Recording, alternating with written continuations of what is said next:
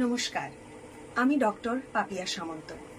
বঙ্গীয় সাহিত্য সংসদ থেকে আমার প্রথম প্রকাশিত গ্রন্থ দিগীন্দ্রচন্দ্র বন্দ্যোপাধ্যায়ের বাস্তুভিটা পাঠ প্রতিক্রিয়া প্রকাশিত হয়েছে। কলকাতা কলেজ স্ট্রিট বইপাড়াতে বঙ্গীয় সাহিত্য সংসদ একটি অনন্য প্রতিষ্ঠান, যেখানে বাংলা সমালোচনামূলক গ্রন্থ এবং সমালোচনামূলক সাহিত্য প্রকাশিত হয়। এখানে নতুন লেখকদেরও গ্রন্থ প্রকাশনার কাজে সর্বাঙ্গীনভাবে সহযোগিতা প্রদান করা হয়।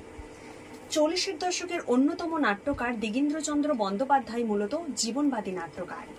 সেই 40-এর স্বাধীনতা প্রাপ্তির বছরে অর্থাৎ 1947 সালে ঘটে যাওয়া দেশভাগ, উদ্বাস্তু সমস্যা এবং হিন্দু মুসলমানের যে দ্বন্দ্ব, তাই নিয়েই প্রকাশিত হয়েছে তার বাস্তুভিটা নাটকটি।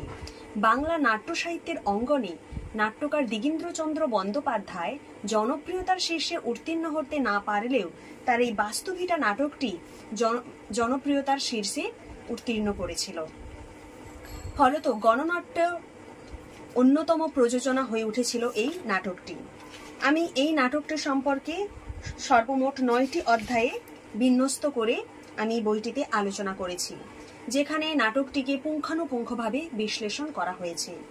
বাংলা নাট্যপ্রেমী এবং নাট্যপিপাসুদের কাছে অনুরোধ, তারা যেন অবশ্যই আমার এই গ্রন্থটি সংগ্রহে রাখেন এবং তাদের নিজেদের মূল্যবান মতামত অবশ্যই জানাবেন। ধন্যবাদ।